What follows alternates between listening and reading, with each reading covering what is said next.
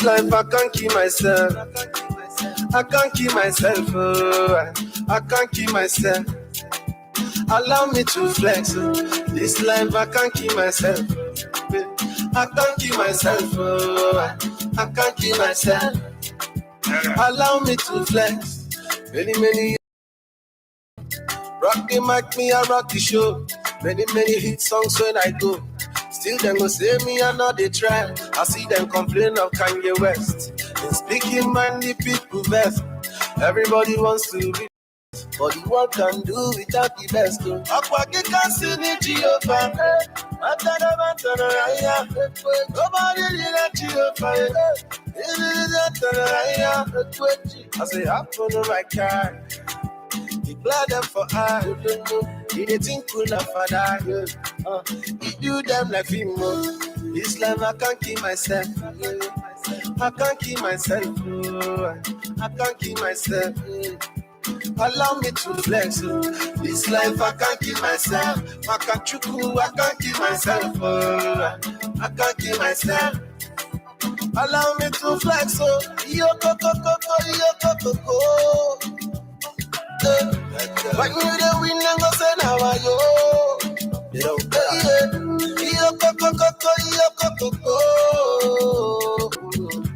Some people say I go babalawo. Never. Tell them, don't be any man carry me pass. Nobody they carry me pass. Won't be anybody they carry me pass. Nobody know me and they pray and fast. Only God they carry me pass. Only my Jehovah they carry me pass. Nobody they carry me pass. This life I can't keep myself. I can't keep myself. I can't keep myself. And a warm welcome to you. My name is Mary Williams. It's 10 o'clock. We're here from 10 to 12. I'm here with, obviously, my sidekick, partner in crime. Partner in almost crime. Minekwaka Dumoy, thanks for joining. Thanks. You can say I must invite you. So thanks for joining me. Welcome to the show. Today we're going to run through the events of the week, topical ones. I mean, the time is too short for us to cover every single thing that happens. So we're just going to choose those things that we feel are definitely important. Okay, so I don't even know where to start from because it's just so many. I'm thinking we start with government. Yes. So we are aware that there's a government delegation that went to the US. Let me hear your thoughts on that first. Yeah.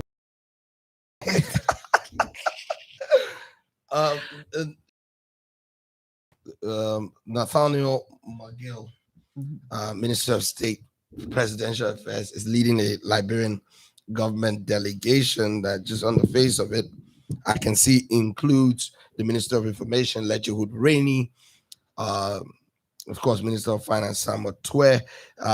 They're pictured on the front page of Front Page Africa on Friday's edition, 17th of September, where Front Page is posing the question as to whether the ties between America and Liberia is getting tighter.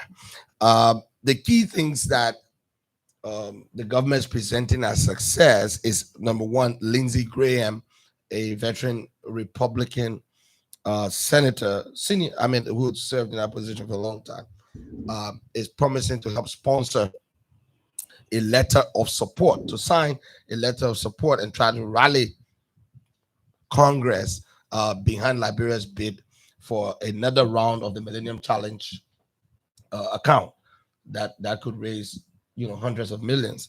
And of course, Dana Banks is quoted here in Front Page Africa saying Liberia remains a strategic partner and key contour of the Biden administration's policy on Africa. This policy will be mutually beneficial to Africa and the US, and Liberia as a strategic partner will be very involved in our strategic approach. Dana Banks, director of the US President's National Security Council. So those are the two big takeaways so far, the landmark meetings with United States Senator Lindsey Graham in which he's reported to have said, "I will do a letter in support of Liberia's bid and have my Republican colleagues sign up onto it in favor of your country." That's around the MCC, because you know the Millennium Challenge account, they could get another one. Ghana got it up to 500 million, right? Yeah. So, yeah. So I have a few questions. And then a few lawmakers are associating, have been taking a dig at Mittal still. You know, Mittal has been doing a lot of PR about its $800 million expansion. Let's finish with the. Yeah, no, I get putting out some of the lead things since your phone not working. No, let's finish this particular question, and then we'll move on to that. Yeah. Thanks for embarrassing me that my phone is not working. Anyway, so I have a few questions. One, it is was this done by Bakari Salas? I don't know, but Bakari Salah is registered as a foreign agent that's working on behalf of the Liberian government. Yeah. So my question again, I wouldn't know. Maybe no, I just want to know if it was because it was from Bakari. I don't understand how is Lindsey Graham. I don't understand how is Ted Cruz. I don't understand none of that, because these are two Republicans, and I don't see Bakari being a Democrat going to Republicans as a way of extending relations. I feel that if it was Bakari, then they would have gone to the chairman of those committees, right, whichever committee it is, whether Lindsey Graham is on the Judiciary Committee, so is Ted Cruz. But they're ranking members. There's a chairman, and the chairman is Democratic. So I don't understand where the connection between, I don't know if government is running a parallel and that's where I disagree, but I'll let you finish a parallel public relations lobbying effort. So maybe the lobby effort is one, you have on the one side Bakari, and then on the other side somebody else, which is how come Republicans are the ones that they are meeting. The difference between whatever happened before Biden won is that there was a Republican president in power, which made therefore that Lindsey Graham was a chairman of the committee. So I just want to know whether they're running two separate parallel lobbying efforts. You done? I don't think that's necessarily a requirement. It may well be the case, but if you look at the U.S. Senate and the way politics operates on Capitol Hill, from what we know from a distance, they do have a lot of bipartisanship. You know, forget all. I mean, we hear all that noise on TV and so on and so forth, but really to get things done, they tend to work with each other a lot. And just because someone is a Republican doesn't mean that they're not influential in the process of Congress. And so I don't think you need, maybe they have two persons, but to me it doesn't matter. All that matters is that the person you've contracted to do the lobbying has relationship across the aisle, and they can put you in front of the right actors for you to make your case. Also important to note is that analysts have said that George Manawiya government really got into trouble around the passport fraud issue. Where, remember that gentleman, I've forgotten his name, who was the passport director. Right. The problem with Liberian governments is that they tend to take passports for granted. The Americans actually view fraud around passports as a potential national security threat to them. That you, because you're irresponsible in managing your passport service, would create a condition where criminals and indeed terrorists may use the cover of a Liberian passport. And Liberia is assessed very differently from maybe the home country of such nefarious individuals. And so you are undermining the U.S. capacity to defend itself by allowing anybody who can offer up money to people at the Ministry of Foreign Affairs to get a passport.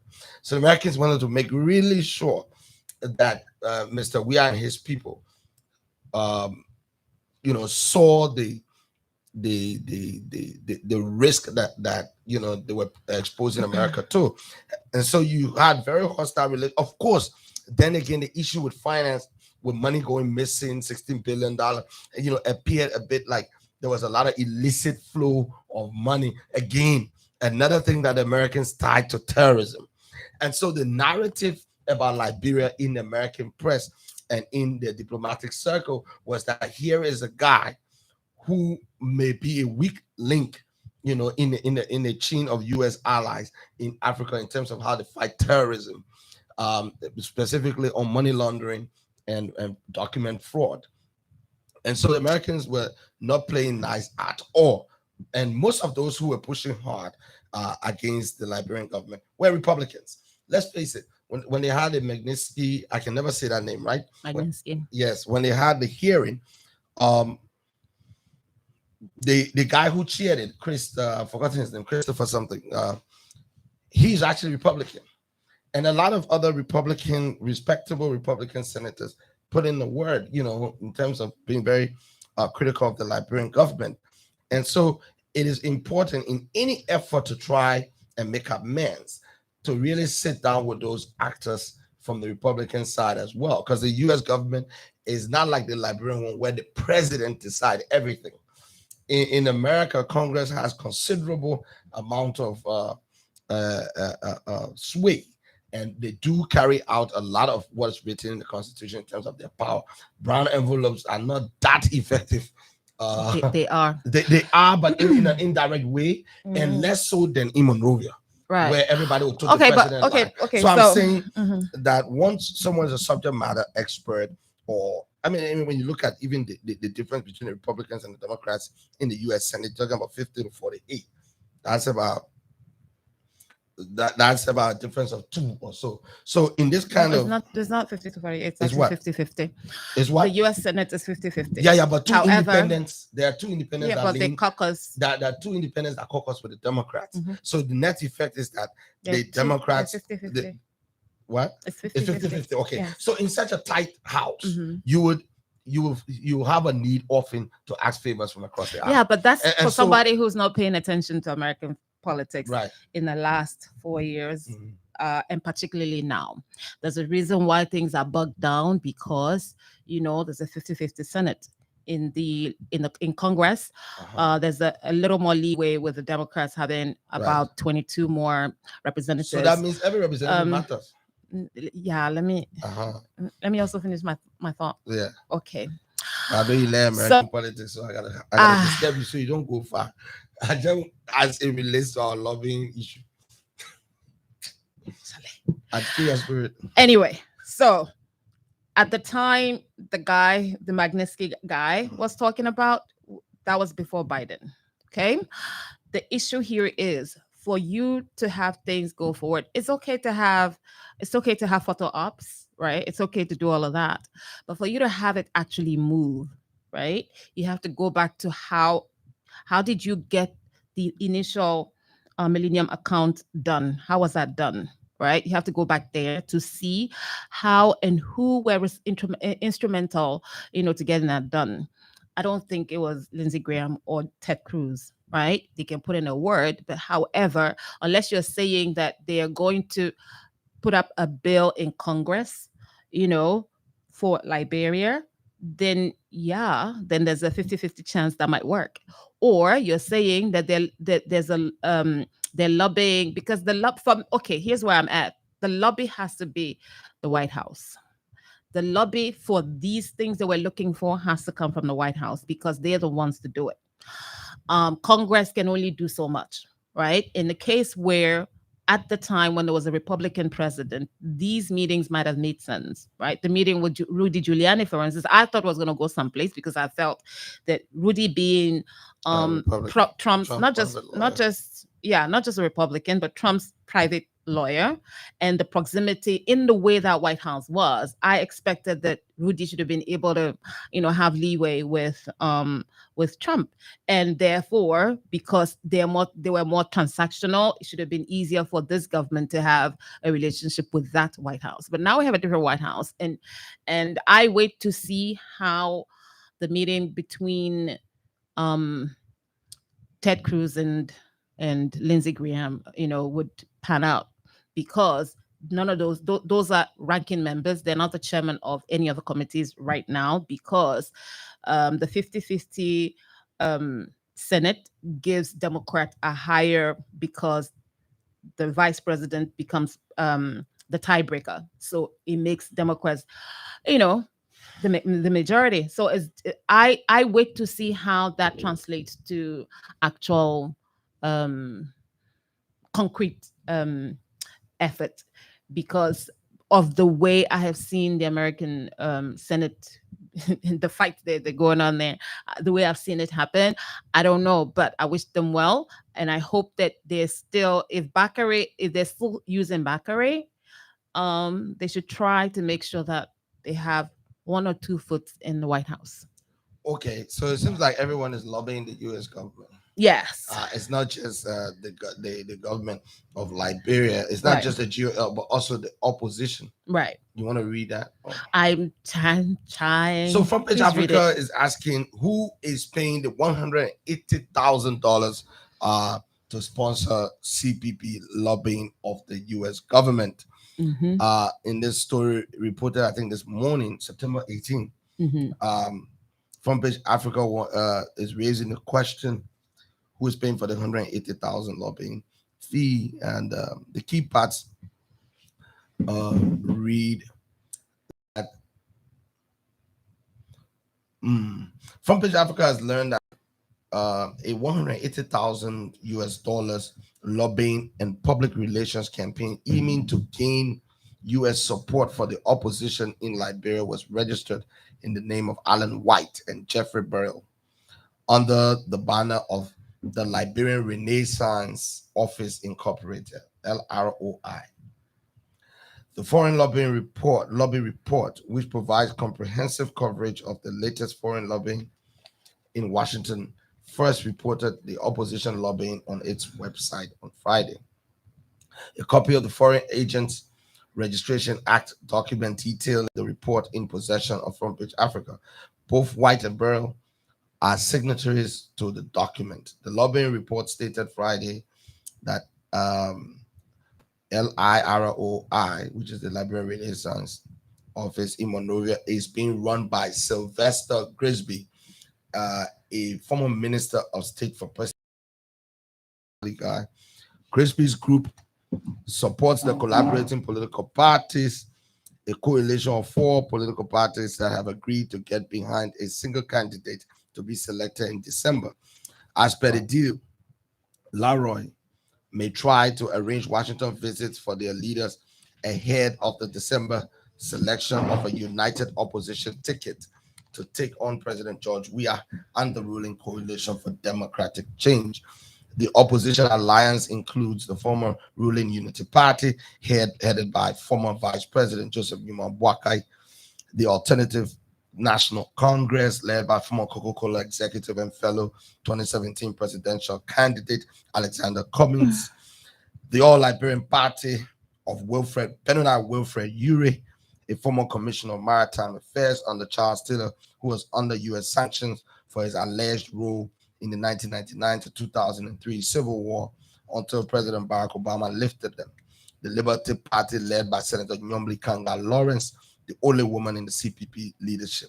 Burrell is quoted by Foreign Lobby Report that the Liberian Renaissance Office has a U.S. presence and is expected to host Cummings, who resides in the United States, for a visit to Washington next month. According to the report, BW will also be lobbying for the U.S. to get behind the establishment of a war crimes court, a war crimes economic crimes court, to hold accountable those responsible for the Civil War of 1989 to 1997 and 1999 to 2003, respectively, as recommended by the Liberia Truth and Reconciliation Commission back in 2010. Recently, the Congressional Tom Lantos Commission held a hearing in support of the court in June. The State Department did not immediately respond to a query about where the Joe Biden administration stands on the issue. What is unclear for now is the fate of the ongoing effort by the Lantos Commission and the major role Dr. White played when he testified before the Lantos Commission, supposedly as an unbiased expert, criticizing we administration, highlighting the push for war crimes in Liberia, without fully disclosing what his interests were. Under FARA, certain agents of foreign principals who are engaged in political activities or other activities specified under the statute to make periodic public disclosures of their relationship with the foreign principal, receipt and disbursements in support of the required information facilitates evaluation of the American people of the activities of such persons in light of their function as foreign agents. The FARA unit of the Counterintelligence Export Control Sanctions in the National Security Division, or NSD, is responsible for administration of FARA, blah, blah, blah, blah, blah. But key here is that everybody's lobbying. Appears to be because we all know that the U.S. is, huge determinant. yeah. So and Liberians care more about what he himself think about a leader, because it just becomes that who America prefers will ultimately be who would succeed in carrying out any electoral promise, you know, in terms of if this is an aid dependent country. There's not, there's no, independent cash that you can use to finance, for example. So how do we know who's paying this money? See, is CPP, because this is about CPP. CPP knows who's paying the money, or who, but that's why Alan White? He has a very checkered history, especially in this country and across the continent. Even Barrow has a very across the country, across the continent. So I think Ambassador Patton, the man who represents We Are in DC, raised the issues with the activities of Jeffrey Brill. So in his letter, Ambassador Patton writes to Congress, to raise issue about the fact that he witnessed. Ambassador Patton stated very clearly that he was particularly concerned about Dr. White, whose business partner in the BW Group, Mr. Jeffrey Brill, was registered foreign agent for former presidential candidate Benani Wilfred Ure. Ambassador Patton stated in the communication, I share with you in this testimony that when Dr. White and his partner, Mr. Brill, visited the Liberian embassy in April at my invitation, where I requested an opportunity to provide them a government perspective, they did not disclose to me their Liberia paymasters, past or present, and position themselves as caretakers of U.S. Liberia policy, suggesting that if the government did not align, they would be shut out of congressional support. It is incumbent upon the commission to ascertain if funding is ongoing from Liberia political leaders, directly or indirectly, to witnesses that it selects. Again, so Patton is forcefully asserting U.S. law and saying that, well, we have told you who's lobbying for us and where we're about. These other guys, you've taken their testimony and they presented themselves as though they have no interest in the matter. So I think, but is the issue their interest, or rather that they're not the ones who are supposed to be doing this? Yeah, they're not the ones supposed to be doing that's what Patton is using. So it's very busy day in Washington for Liberians. You have the key ministers of government, Minister of Finance, who handles everything monetary, and the guy who basically runs the state, Nathaniel McGill, taking off time to be in Washington. That means the game now has gone abroad.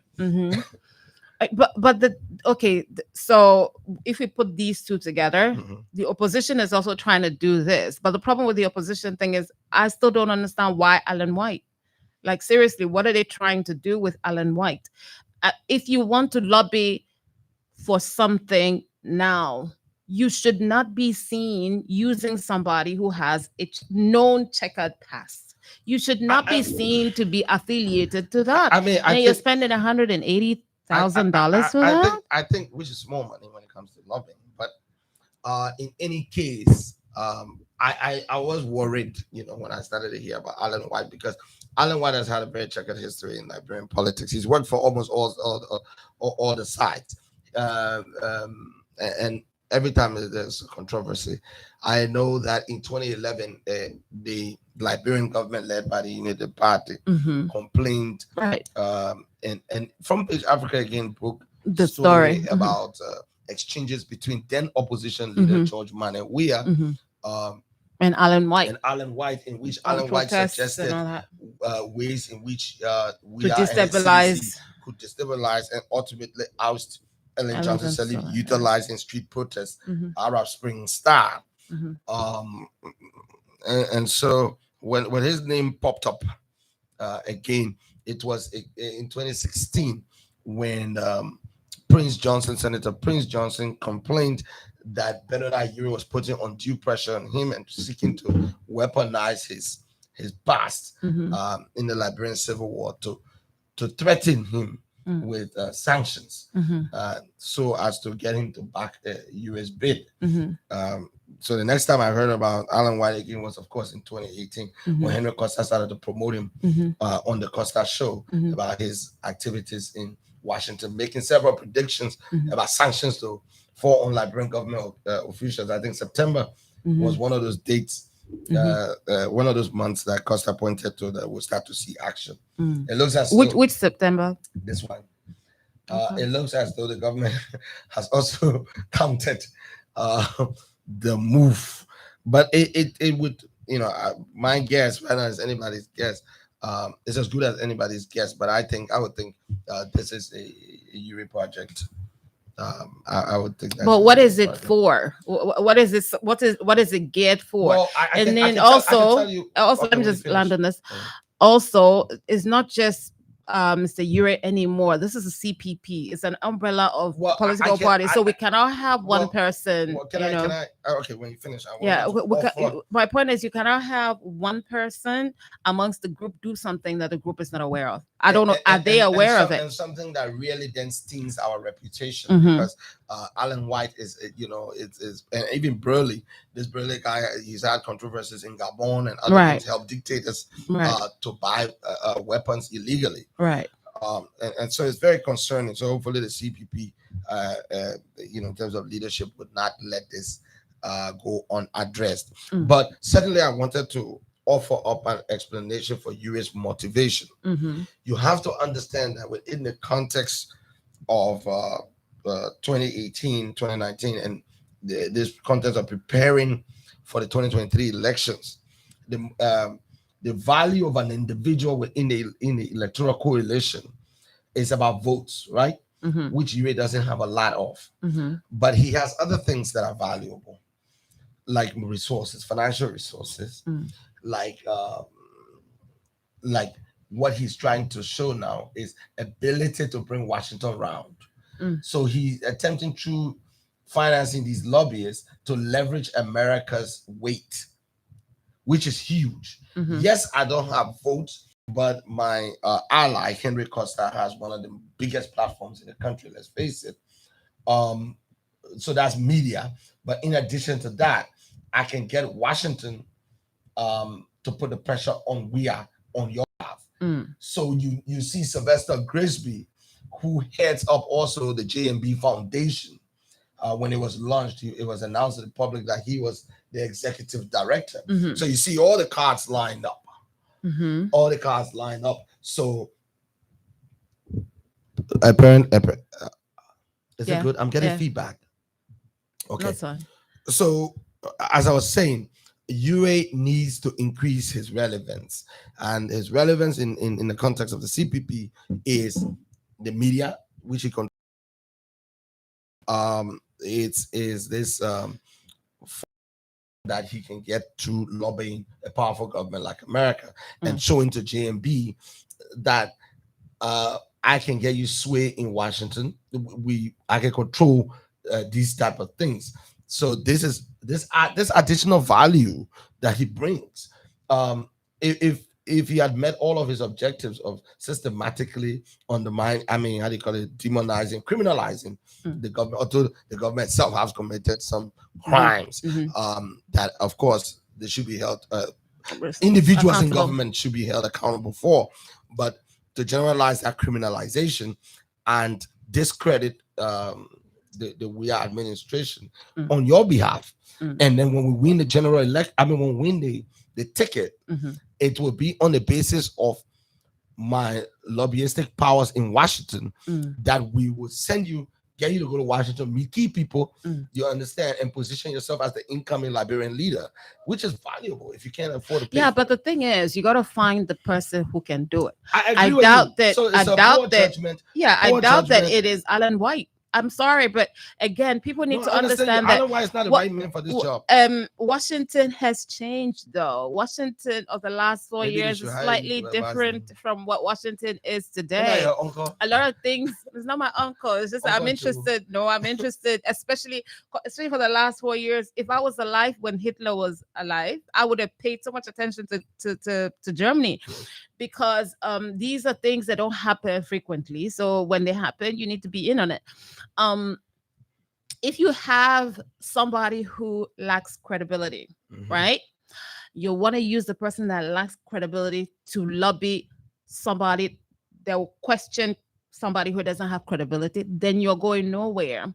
I think if opposition is aware of this, they need to put up a statement saying they support it or they don't support it. So it doesn't look as if it's all of them that's been roped into this particular lobbying effort.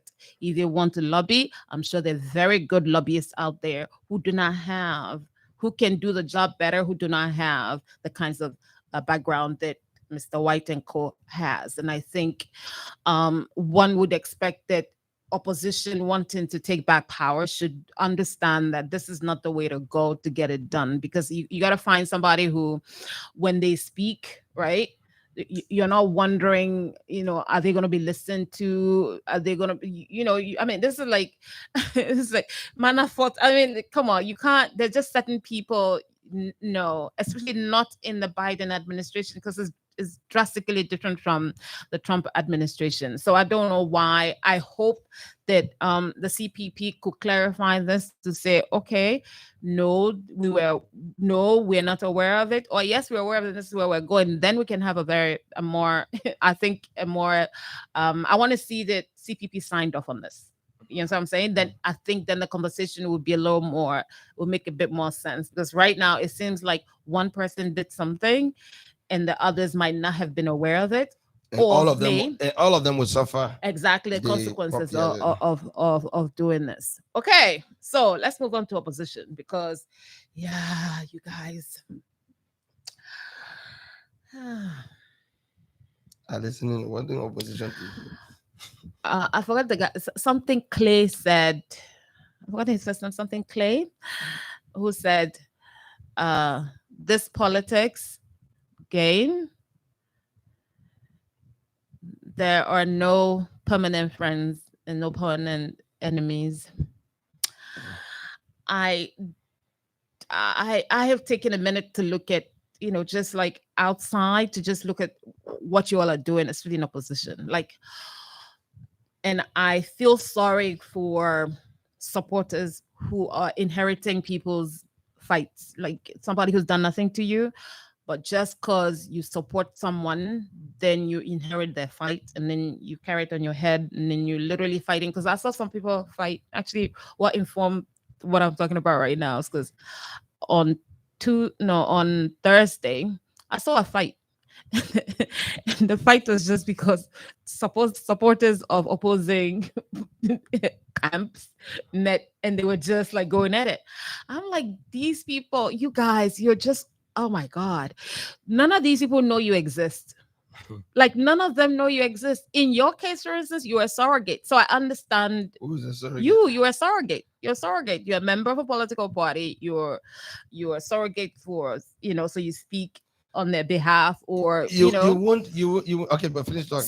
So my thing is that those people at home who really have no real, why are you doing? I just want to get this out of the way before we get into I understand. But I understand that people can have teams like in football. Oh, you're a backer man.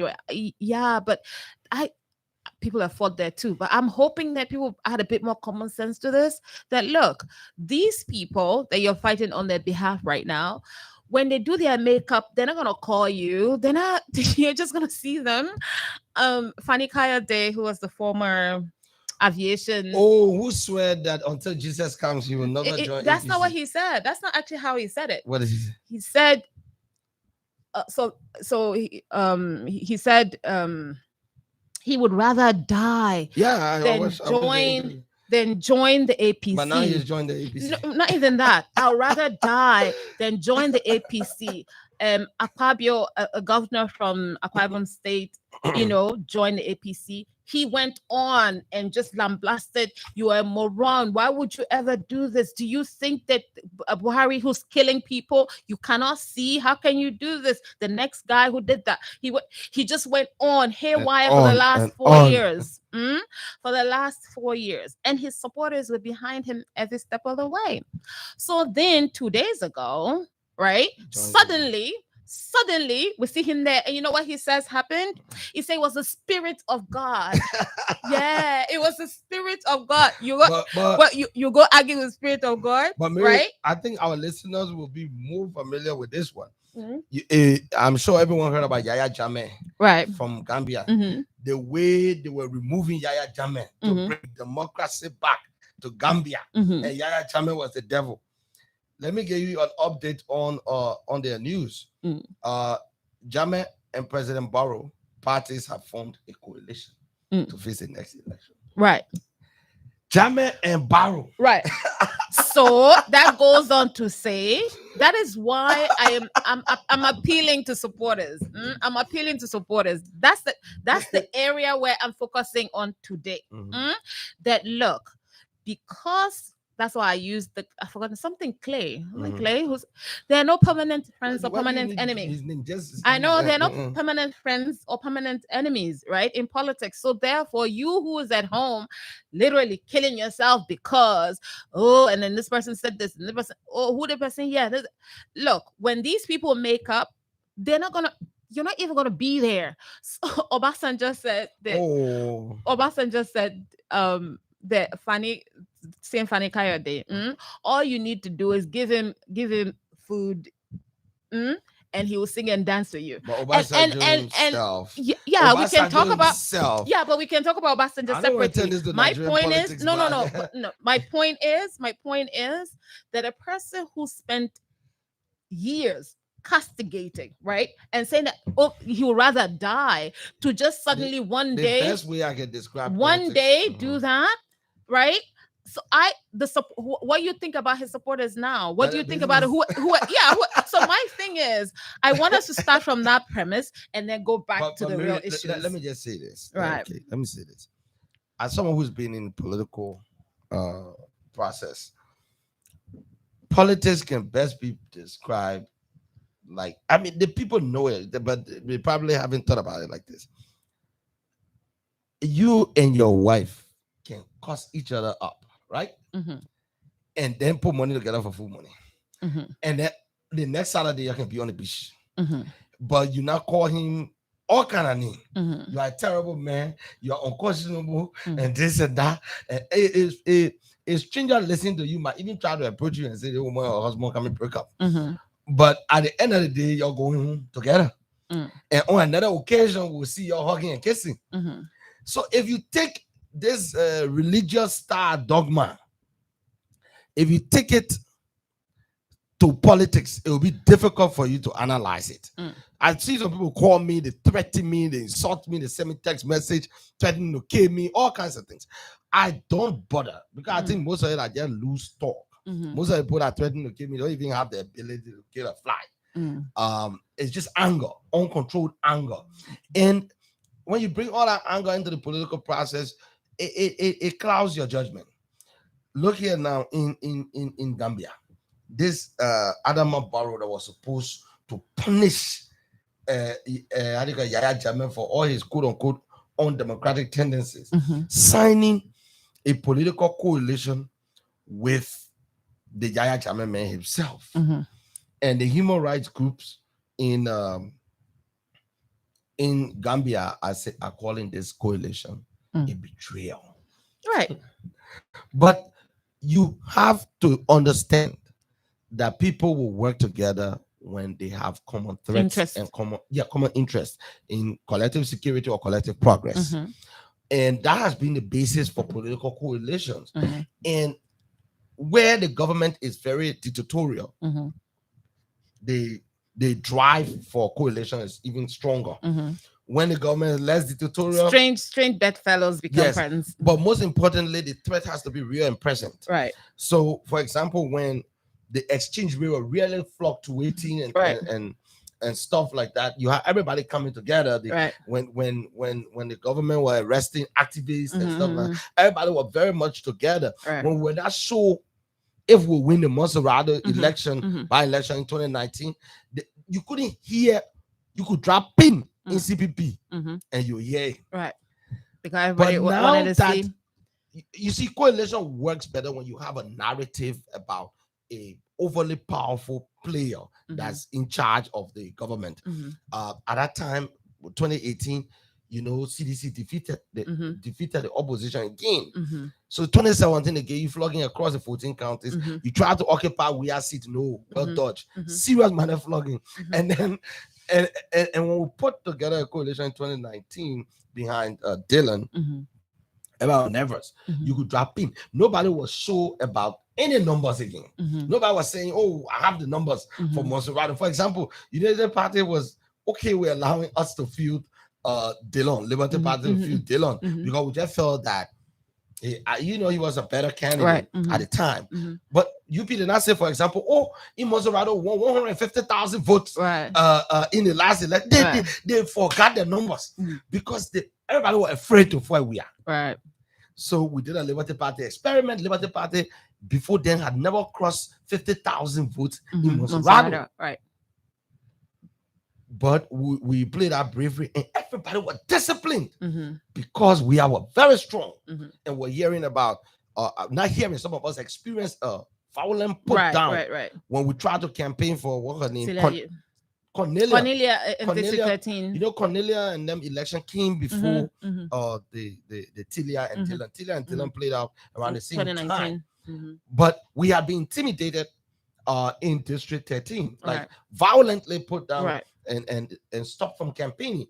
So we were not sure how the government was going to proceed, whether this will increase, whether some of us will get arrested, whether if you were vocal, you will get. There are people who are talking now that are only talking because Manipake Dumwe and others, the first few, the Bwaka Jaliba, Manipake Dumwe, Jacob Jara at that time, and Abraham Dawes Dillon, because we didn't get arrested or shot in the head.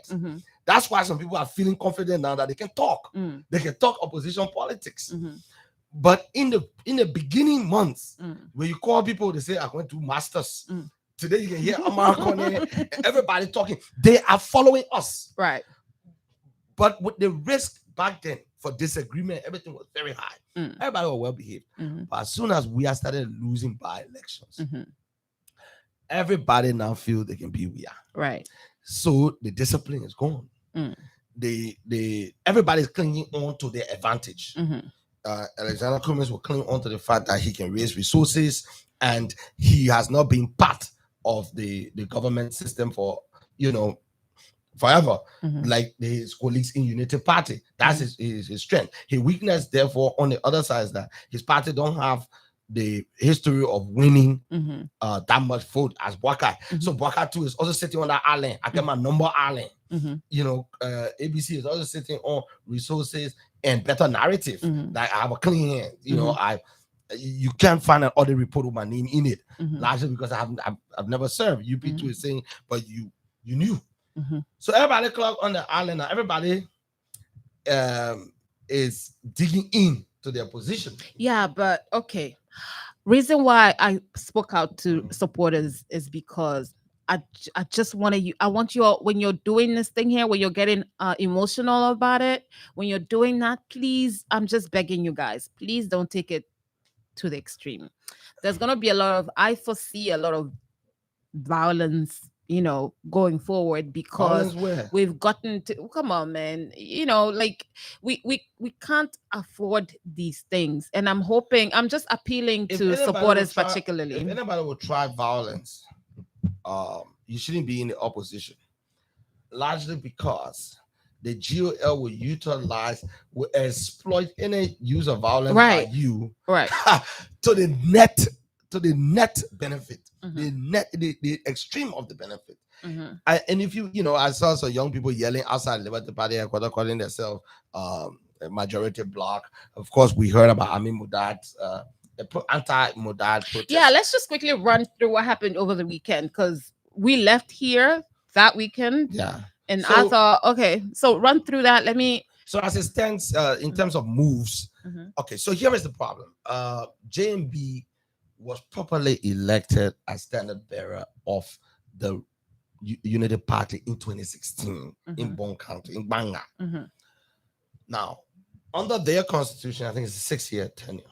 He is in the 5th year of his 6-year tenure. However, the CPP process is ongoing now. It's at a crucial stage, right?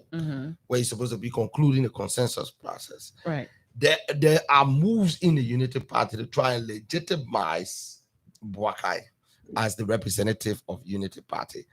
Although UP activists will call and say Boakai does not need legitimization, to which I will respond, why then did you organize a meeting at his office? Why have you paid for so many press statements to tell us that he has been endorsed and sanctified and water? You sprinkle holy water on him. That's because his tenure has only a year. So in addition to the National Executive Committee meeting, and mind you, under the Unity Party constitution, the National Executive Committee can exercise some of the powers of the National Convention. Can exercise powers of the National Convention during recess. But the appropriate forum for election of standard bearer is a National Convention, the broadest forum in their party. And nothing in their law precludes them from having a convention before the CPP selection process. Because they say at least once every 6 years, they are required to meet the National Convention. So they could meet before, they can meet 100 times within 6 years, but fundamentally they shouldn't meet less than one time. So the UP has ignored that process. Some are alleging it's because of resource constraints. Some are also alleging that Boakai harbors fears that people may manipulate partisans to undermine his capacity to win the standard bearership, to win a second nomination for the convention. That seemed laughable to me because I think Boakai is the strongest in the Unity Party, period. But it seems he entertains that view and doesn't want to take unnecessary risks. So they are arguing they're going to hang on the 1 year legitimacy that Boakai has as standard bearer and hope that when they have to go to convention by law next year, the deal would have been done and it would be irreversible. Okay, so what happened at the two-party offices over the last weekend? I can speak more about Liberty what happened Party. at Liberty Party headquarters, and I will rely on what was put out in the press about the Unity Party one. Okay, just because I'm better informed about Liberty Party. Good.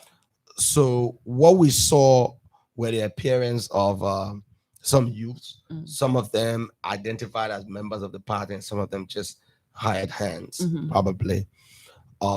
That breached the security.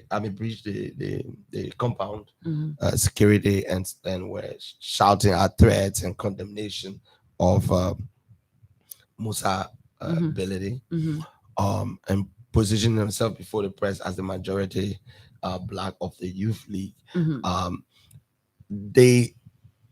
They threatened violence, they threw stones and destroyed some property, minimum damage. The whole thing got put down by the police.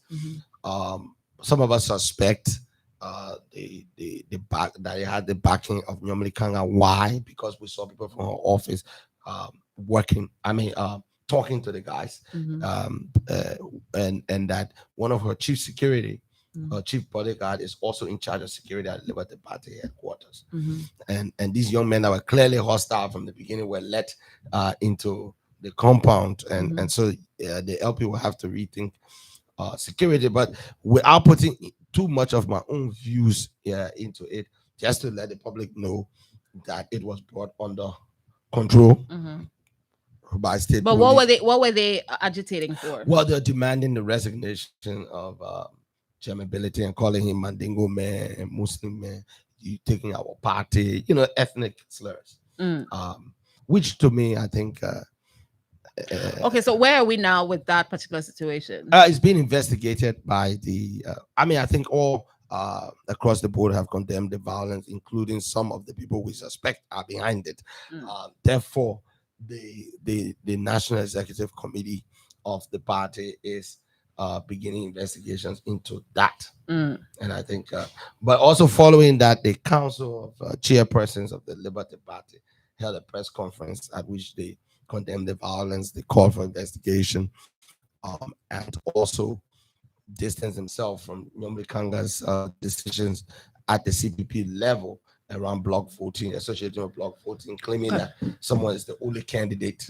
People have raised questions that the CPP nomination guideline, which should have been issued by Senator Lawrence as she was the chair, she has not issued that, but she's making pronouncement that Waka is the only one that have met it. Well, what procedures did he follow? Because you have to lay out, even the National Elections Commission or whatever, and the beyond that logical statement, the framework document specifically requires that a guideline is promulgated and published so that all of those interested can follow. Right. For example, who do you address it to? I have a, before we go on a break, I have a few questions though. So the first one is, why does it bother anybody how UP selects a standard bearer? And then two, what happens now? Because with the next part of the conversation we're going to have is this block voting thing that's just been all over the place. How does it bother the CPP how individual party conducts their intra-party situations? Right. Well, just like they say, national security is regional security. CPP legitimacy is affected by problems in any of its constituent parties, which is why I'm, really appalled by the fact that someone will question people raising concerns.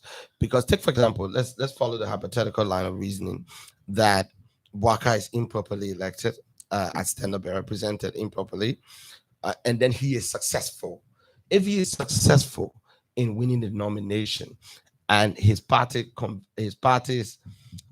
convention occurs after the fact, right?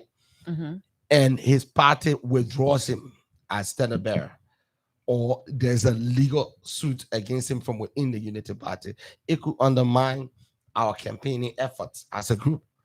It could affect us negatively. And mind you, we are standing on a righteous pulpit where we are criticizing the government capacity to do things in accordance with law, right? We have a moral high ground of criticizing the government around rule of law and following procedures and stuff. Aren't we undermined if any of us? But a lot of things changed. A lot of things happened. A lot of things happened. But a lot of things happened last year, right? Which made people change the way things are being done. COVID, for instance, could not allow for major gathering. No, I'm just saying, and people had to adjust. People had to adjust to what the situation was. So, what is wrong with a political party internally? What I would say to that is that you're open to lawsuits from within the Unity Party. It is not a homogeneous party like we are being made to believe. We are lending ourselves to believe. There are major factions and disaffection, and there are key, seemingly external to Joseph Boakai actors that have internal assets that they could weaponize. Okay, let's go for a break. We're going to come back. Undermine the legitimacy of the CPP. Because look, once you're in a marriage with me, you cannot say it's my life, I can live it anyhow, because at the end of the day, I will be addressed. No, I'm coming. There is a level of collective responsibility. All right, let's go on a break. Hold that thought. Let's go on a break. When we come back, block voting. Bajaj CT125 is the most reliable and efficient bike in town. $730 is the price for the Bajaj CT125 motorbike.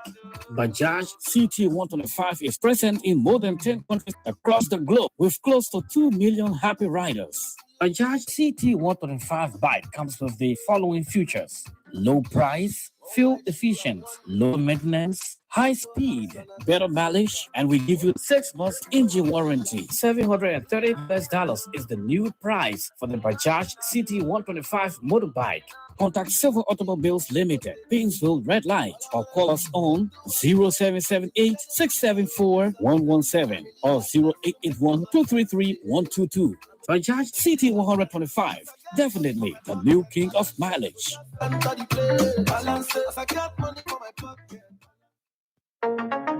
I say, my man, you not see the new motorbike I not get. Bajaj Boxer 150 UG for only $825. It's the bike that you must choose anytime you want to buy a motorbike. Because you know why? It can take you anywhere you want to go. It get the following features. It get 5 gear, your cell phone charger, gear indicator, 6-month warranty engine, strong body, Bajaj oil mix, and it get enough space for your photo rest. Strong shock absorber. And the benefit for this Bajaj Boxer 150 UG is they will give you 6-month engine warranty when you buy it. They will give you covering bear, cylinder hair, vibe and crank jack, and they get special field team to service. I mean, they get special people in the field. Anytime something happens, you just call them. They will come right there and service it for you. And the special price for this Bajaj Boxer 150 UG is for only $825. Yo, only $825. They want there like a season offer. You can find it anywhere in Liberia here. You can also get it from the headquarters in Monrovia, Silver Automobiles Limited, in Red Light, Painesville. You can also find it at the LPRC compound, Silver Automobiles Limited.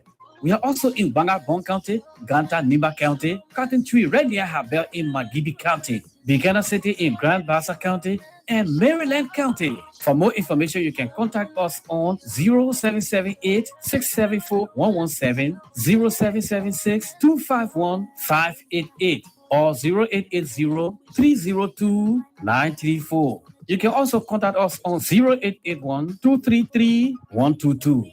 So you see, my man, go and get your Bajaj Boxer 150 UG for $825. That's the best bike in town.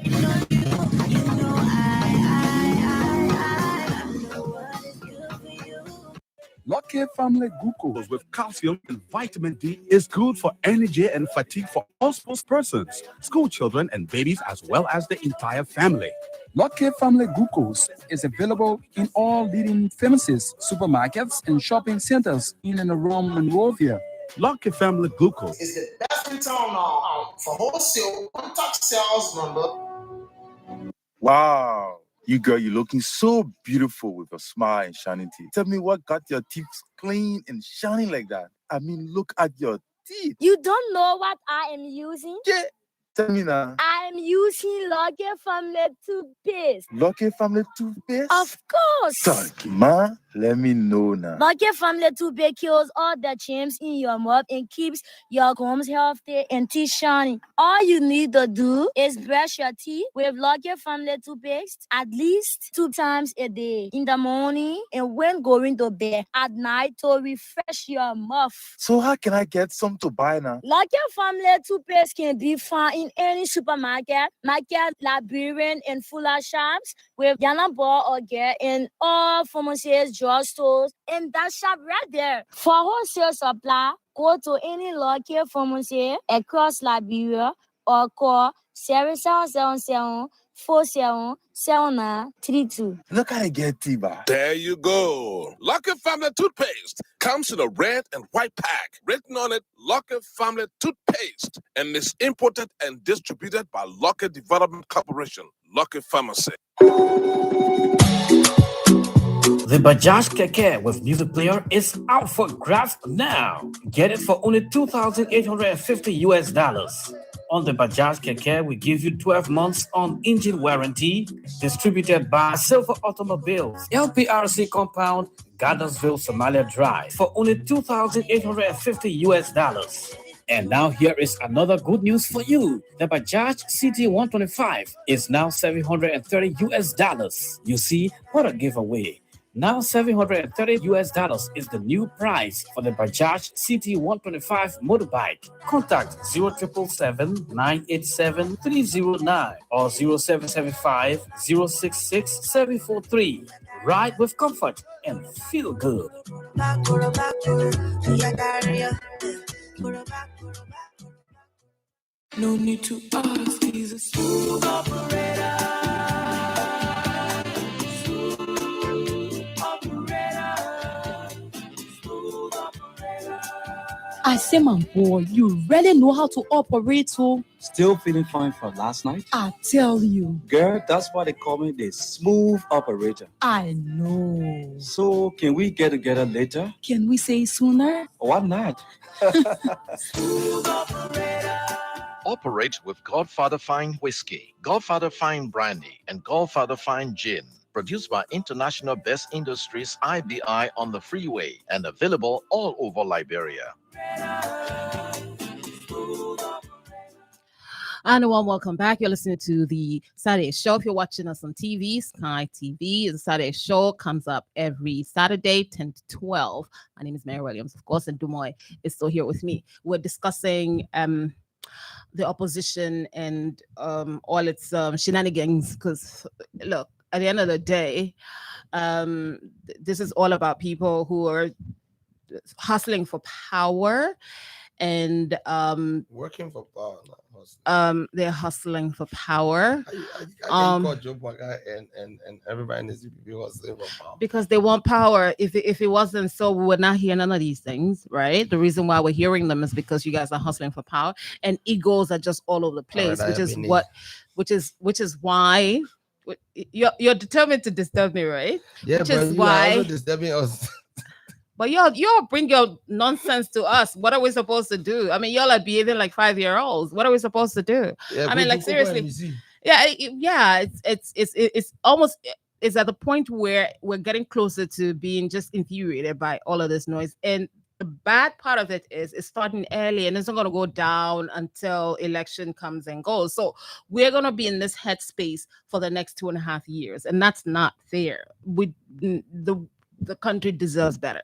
Anyway, so back to Unity Party and how it chooses to elect its own standard bearer. And I said when we'll come back, we're gonna discuss block voting. So I'm gonna put both of those together.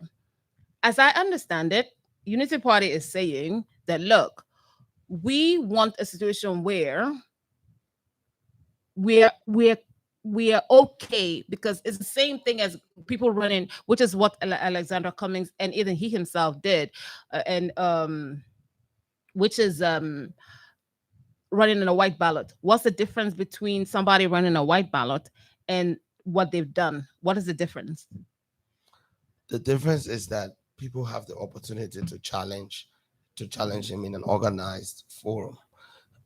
So before you do a white ballot, when the position is announced, there are others who have the opportunity to nominate themselves or for others to nominate them.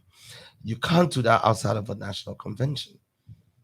This has not allowed a forum within which people. What if it's a consensus? Well, a consensus at what forum? Yeah, a consensus within the party. No. A party, but the party is not a container that you just enter.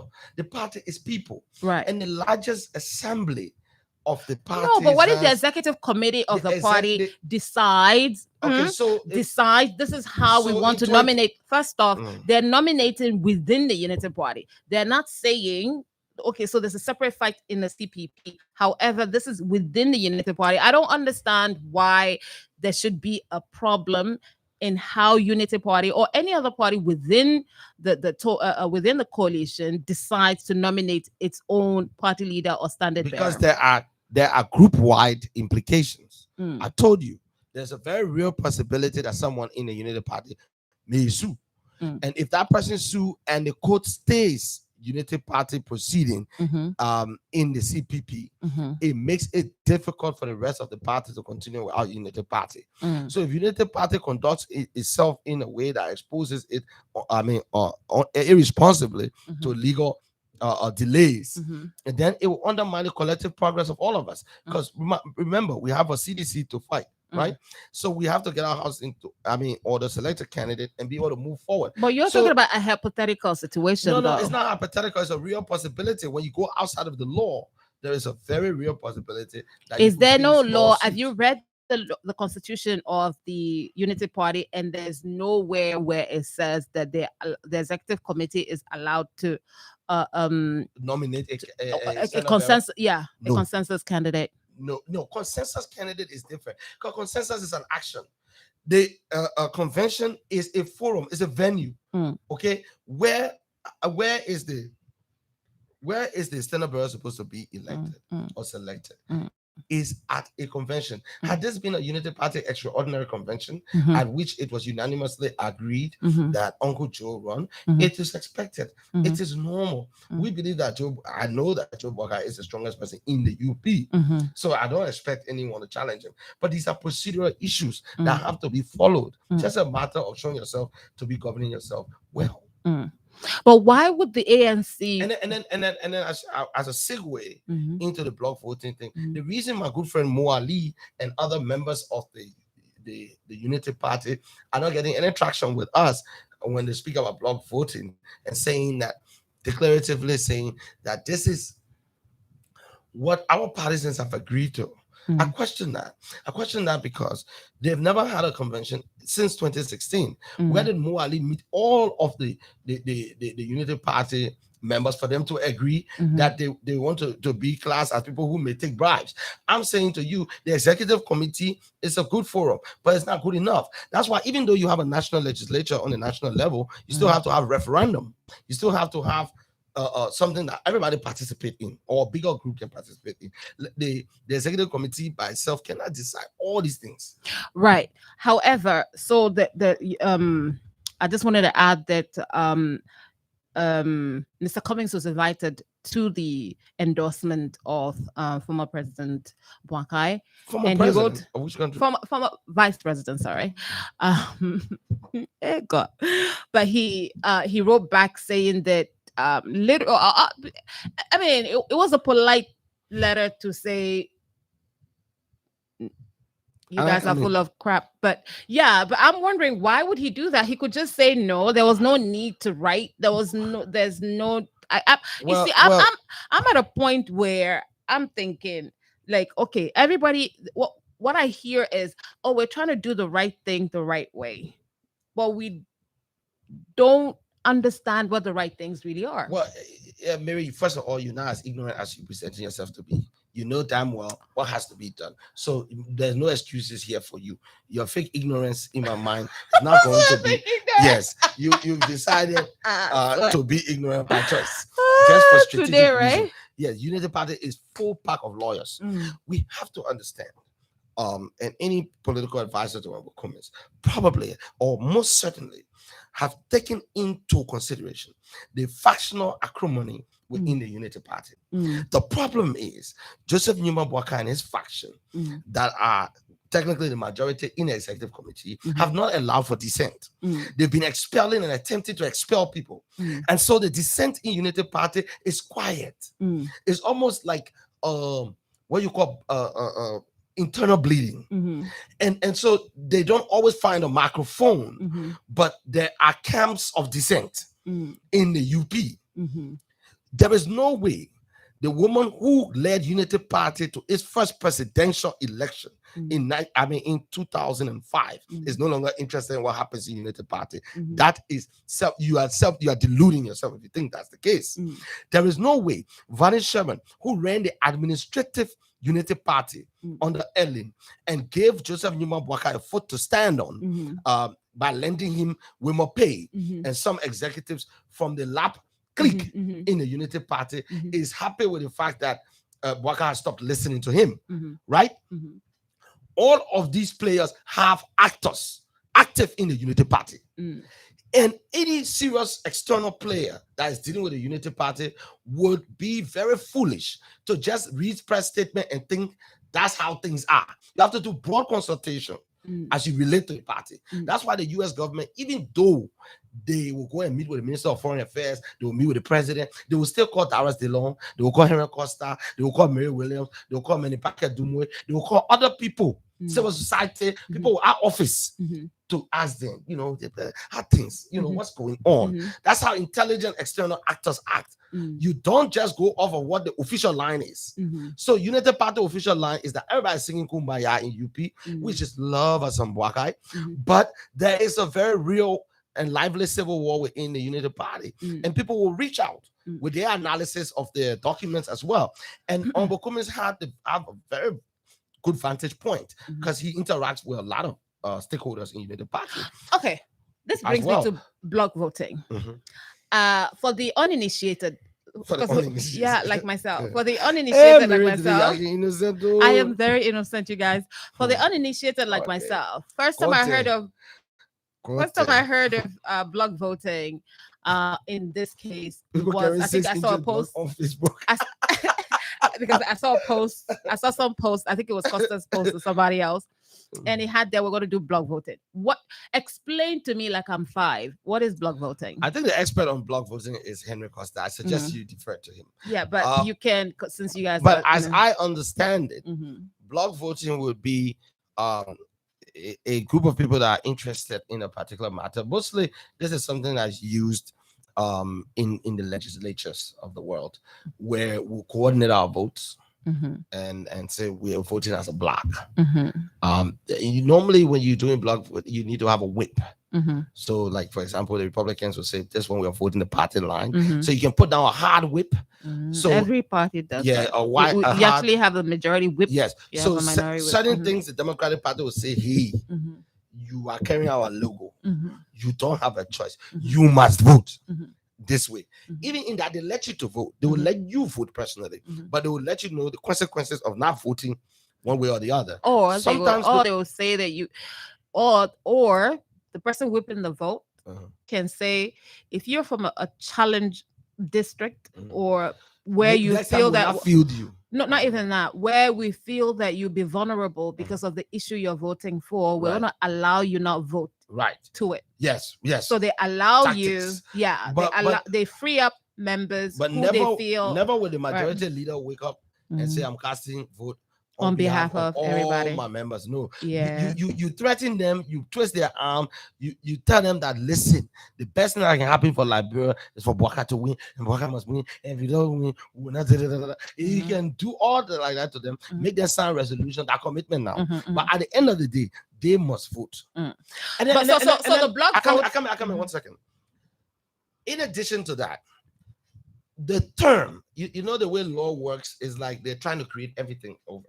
When you try to draft a bill or set out laws or rules, you have to define all the words in there. Say Saturday here means the 7th day on the Gregorian calendar. Right. You can now the reason in law they go through that painful process of defining each of the words and the actions that can happen within that context, because we don't want disagreements. All right. So the framework document as it stands now does not include that term block voting. So it's not spoken of. Yeah, but what is in the framework document as to how the voting should happen?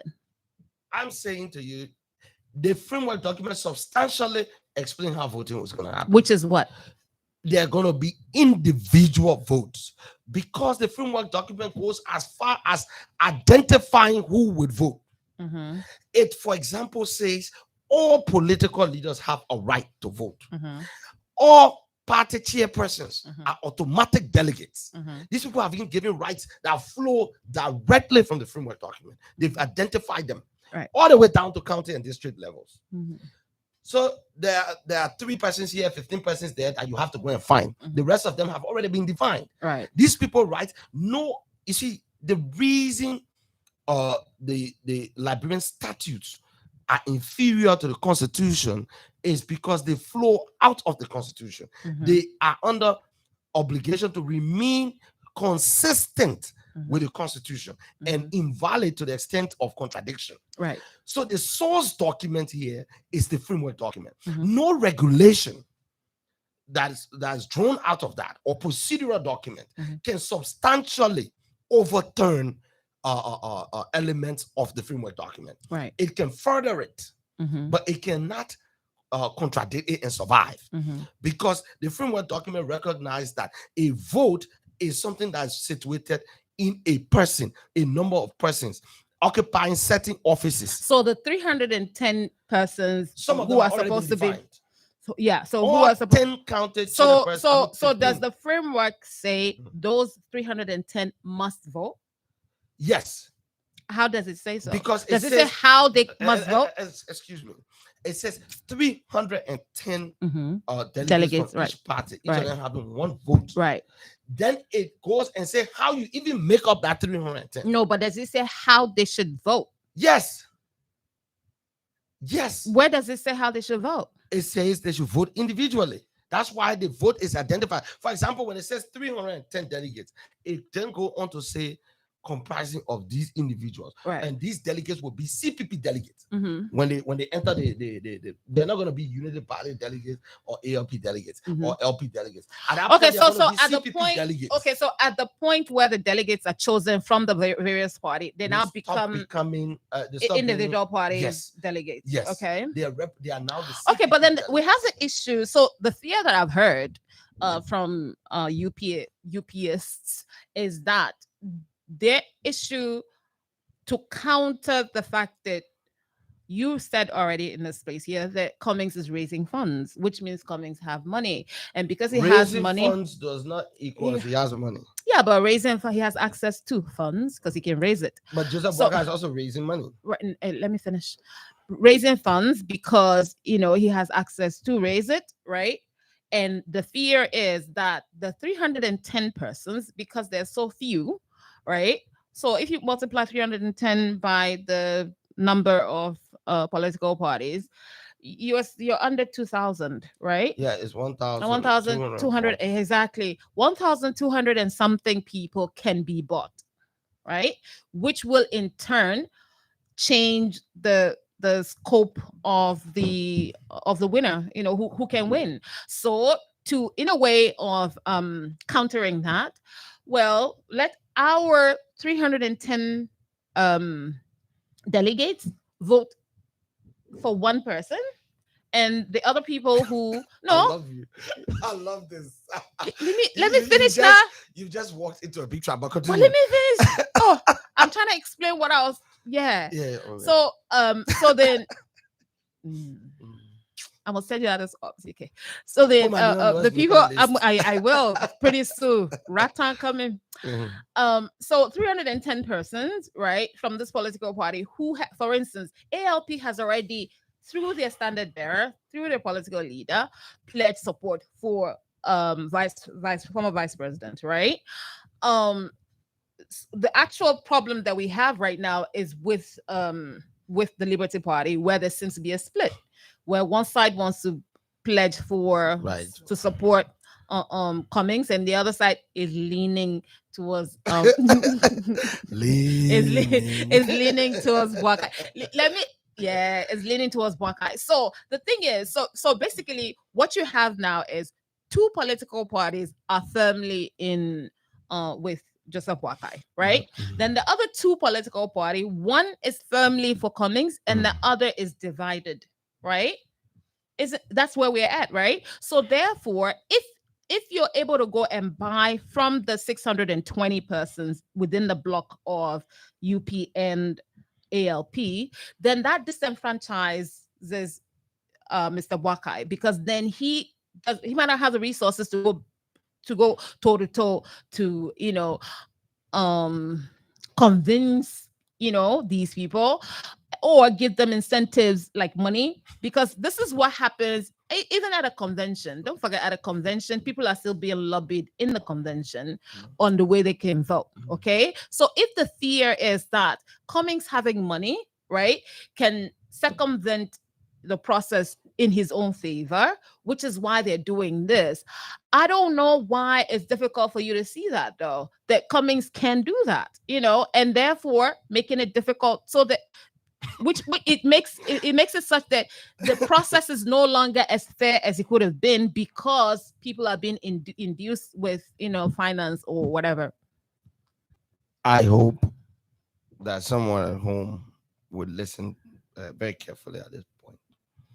First of all, everything in the framework document was agreed by all four political leaders. Otherwise, there will be no show. These possibilities are not breaking news. Joseph Boakai has 200 years of experience in politics. He knows about one man, one vote, conventions. These are not strange concepts. The Unity Party probably have more lawyers than any other party in there and more experienced people because they served in government for 12 years. On what basis should we give them an opportunity to renegotiate a contract after it had been signed? A former government official during the Ellen time, I will withhold the name, once said to me when we're in Abidjan attending a meeting. I think was it ECOWAS or it was a Mano River. He said to me, I'm going to withhold his name. He said one of the problems with the Chinese is that when you sign a contract with them, their understanding is that as you execute the contract, they can negotiate it article by article. So let's say, for example, Article 3 says they have to build a 5-bedroom structure by the 5th month of the year. When you get there and you tell them as per this agreement, then they say no, China no agree. China no agree, but China signed. You know, when I'm moving into your house, if you're the landlord, that is a great opportunity to give out all your terms in the lease agreement. You can now let me move into the house, everything. You say, by the way, tenants are supposed to change the roof every or paint the building. Yes, you have not just forgotten to tell me the sweeping schedule, but I must go and change the entire roof. It is unfair, in bad faith, that the Unity Party wants to renegotiate the framework document it has already signed because it had fears. What if Cummins wake up tomorrow morning and say, I have fear that this other thing may happen, so let's rework the agreement? And there is a problematic fundamental reasoning. And that fundamental reasoning is that for fear of 1,240 persons being bribed, because you say there are few enough to be bribed, you are going to narrow it down to 4. 4 persons can be bribed too. I.e., you can reach out to Nyomle and tell us I'll make you vice president, so cast Liberty Party vote in my favor. You can reach out to Bernard Uri and say, I will give you Ministry of Finance, or I will drop charges against Henry Costa first thing when I get elected. Whatever ALP political interests are, they can be induced. That one person can also be induced with Uri. So inducement is not isolated by reducing the number of people. First of all, 4 is smaller than 1,240. So if your problem is the number of people are too few, then you are not correcting it by further reducing the numbers. And at the end of the day, no one can address all of those concerns. No system can address all of those concerns. Even in the national process, people quote unquote truck voters and pay them. And we've been trying to work against it, okay? Different, but at the end of the day, one of the problem with democracy is uncertainty around what the majority would select. It's not democratic again. Everybody already know the outcome. It is that uncertainty that makes the process. Okay, so I have a question. And that anybody can does the framework document take into cognizance the fact that it is possible to have a tie? And what happens when there's a tie? It's because they've taken into consideration. So those who are proposing block voting, I pose the very real question to them. First of all, Nyomli Kanga is in a minority in Liberty Party. There's a very real possibility that we go to a convention before the CPP process, and we have this. A lot of us are advocating for a convention, so that at a convention we can debate. Those of us who want Cummins and those who want Boakai, we can debate. And when we don't persuade each other, we take a vote. Right. And then the majority decision at the Liberty Party convention would be the party line of voting, right? In the context of a black voting, that will be who will form the black. Those who are in the majority, right? Let's say Liberty Party and ANC vote Cummins. Unity Party and ALP goes and vote Buakai. Mhm. You have a tie. How do you break it? Mhm. Under the block voting system. Mhm. The only place where you can address a tie is in, well, the likelihood of a tie is lower is within the popular vote. Mhm. You can even do second round of voting. Right. But with black voting, even if you did second round, it wouldn't change Mhm. because the votes They're all entrenched positions. Yes, so there is no mathematical impossibility of a type in block, and that's why most of the examples from block voting is from legislatures Mhm. where there is a pre-qualified tiebreaker. Mhm. That's why in every legislative forum there's a speaker who doesn't have a normal voting right, Mhm. but his right is to, or presiding officer. Presiding officer. Right. But Costa and them threw around the legislature as an example, but they don't realize this very important difference. What if I there's think a tie? I actually heard they said it was closer to So when there's a the tie, electoral college. I'm like, well, the electoral college, there's there's first a popular general voting. Yeah. So this is like shooting before you aim. Right. So they haven't thought it through to all of its various logical conclusions. Let's see what happens if a faction, viewers and listeners say. What happens if a faction in the Unity Party, let's take for example 6 or 7 county chairpersons say they want to vote as a black too, but they are black, it's not Bwaka black, but they've already been pre-qualified as delegates, right? Because of the framework document, right? By virtue of the fact that I'm a county chair at the time of the convention process, I'm already pre-qualified to be a delegate. Right. So you can't even threaten me with not making me a delegate. But I and my friends, we don't want to vote for Bwaka. So we also have a black voter that we're going to nominate. You could have 2-3 blocks. Right. Okay, you guys, y'all see me at today. So today I was totally.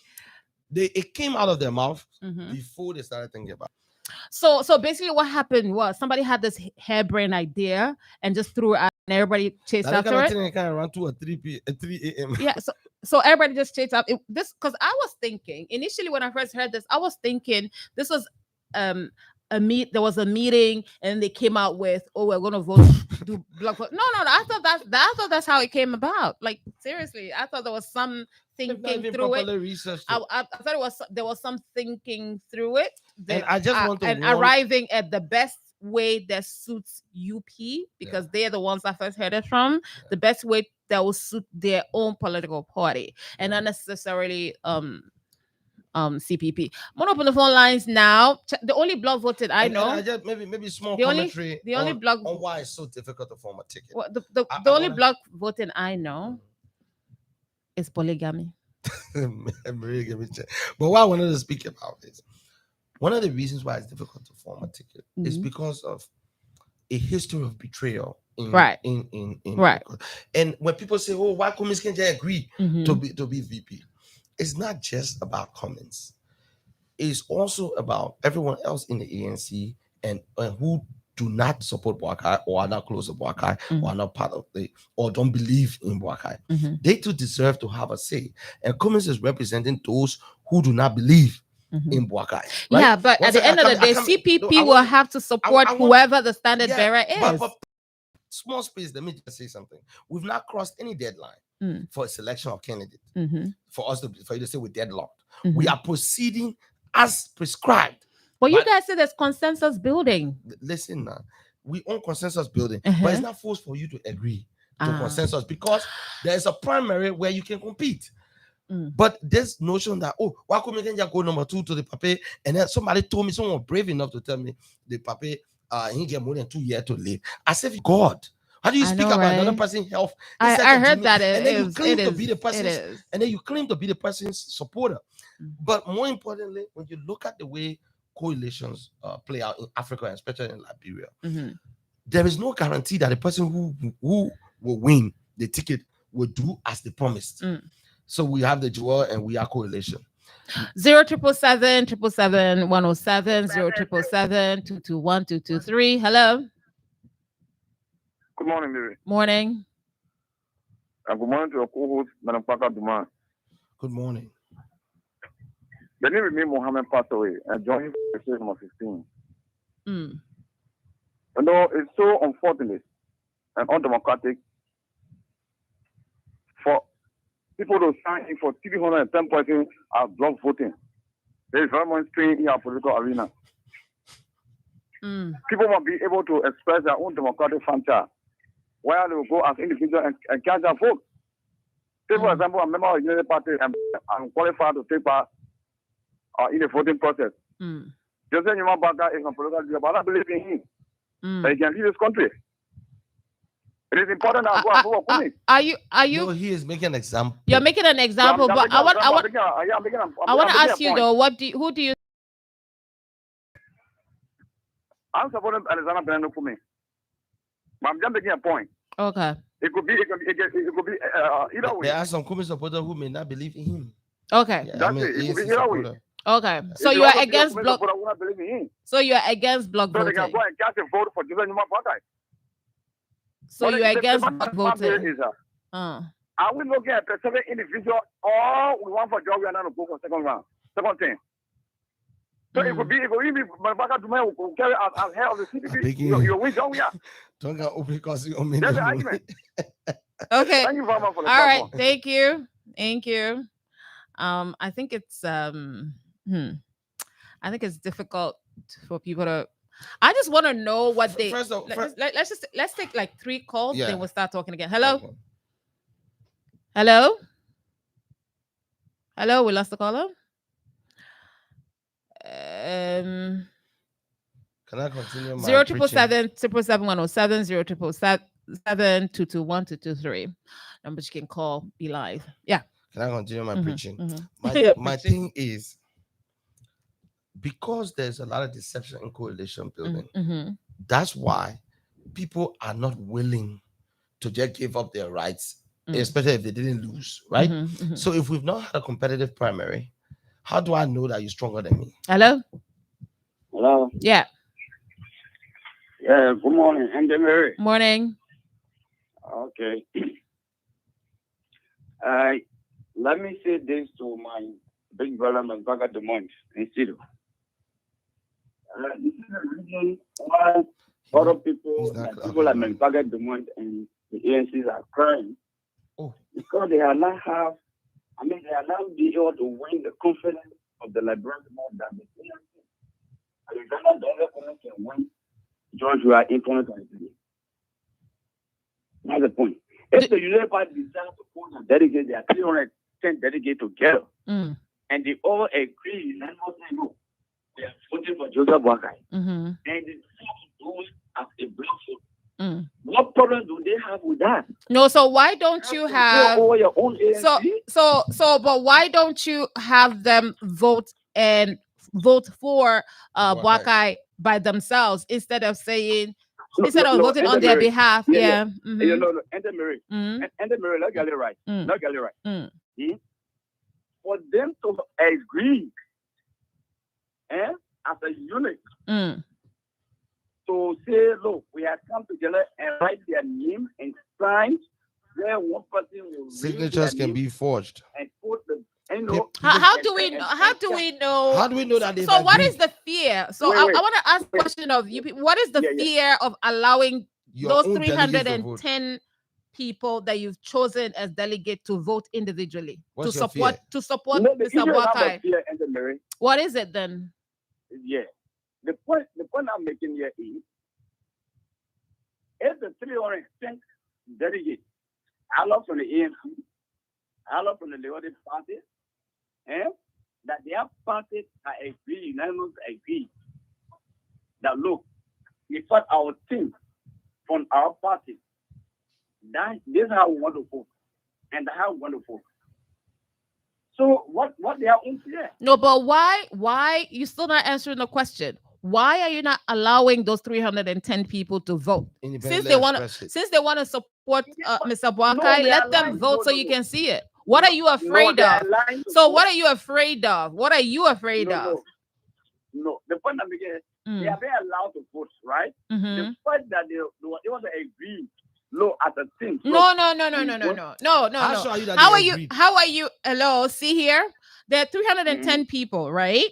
Yeah. And each of them has one vote, right? Yeah. How about waiting for all of them to vote and then you now present that they voted instead of talking about signatures of people we don't even know whether or not it can be verified or not. or somebody forged their signatures. So how about you? How no, about you no, allowing no, those no. 310 people to vote? No, I think we're getting it wrong. Mm. The point there is the 310 delegates will be present. The 310 delegates will be present. Threatened by who? So they will be present. They'll be present. Oh, they'll be present. Oh, I they'll be present in the hall. The okay. 310 delegates will be present in the hall. They'll be present in which hall? The CBB primary hall. Oh, so you're saying that all 310 people will be there at the hall, and it's at the hall that they will not. Oh, okay, so Dumoy, that's another angle. So thank you. Let you address if there's a tie. Right? Okay, so when there's a tie, what happens? Let's say ANC and Liberty. When there's a tie, what happens? If the ANC and Liberty Party vote for Honorable Cummings and UP and ALP vote. Let me understand that. If there is tie. Yeah. Oh. My man. Anyway. Hey.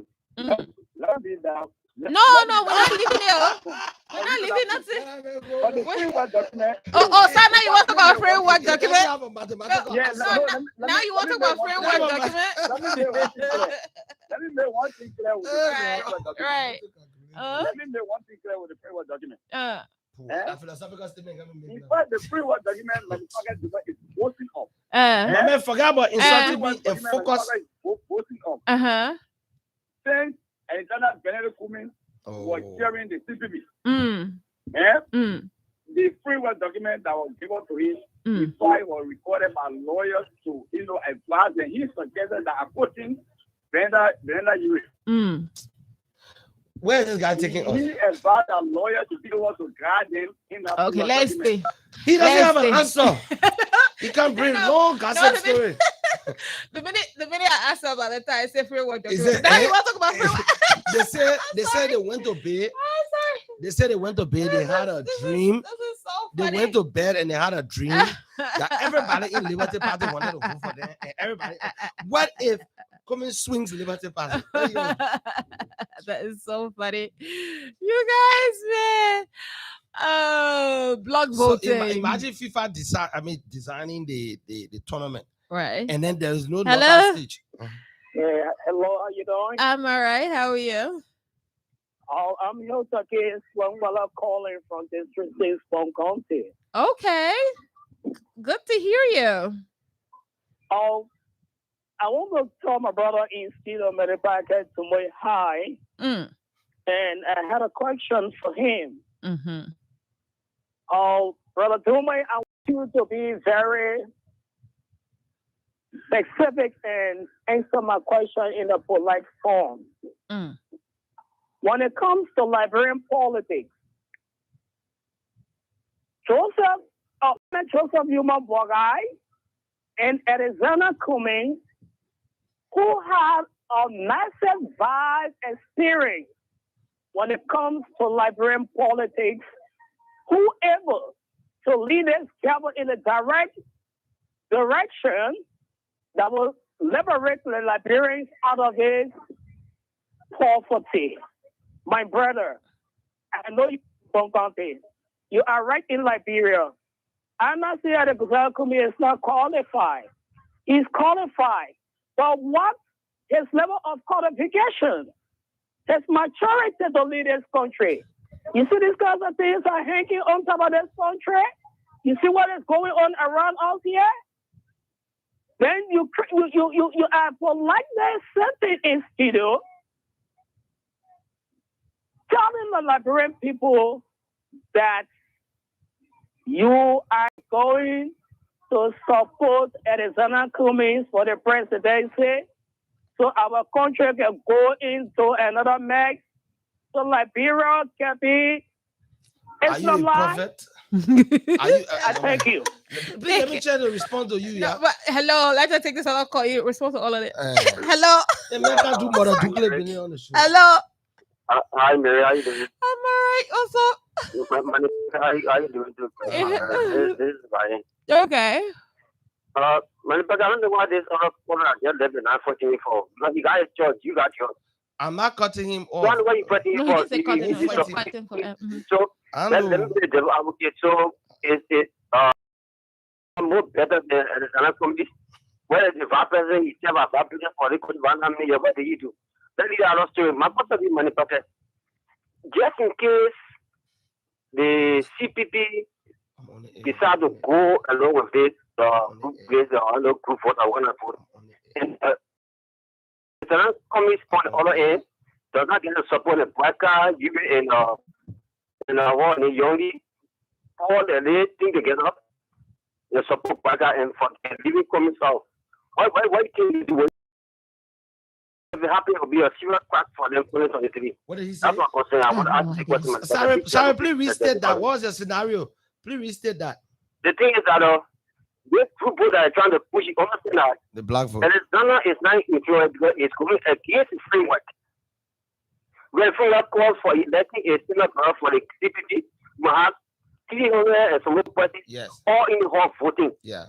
So the United Party, the Liberty Party, AFP is trying to push for this group vote.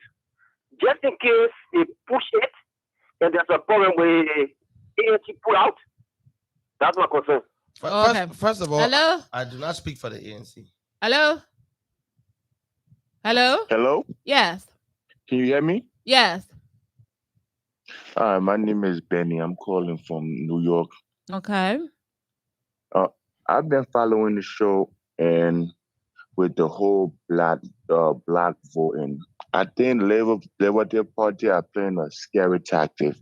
They're afraid because they don't want to go to a convention with communists because communists might change the party, right? the mind of the Labour Party delegates.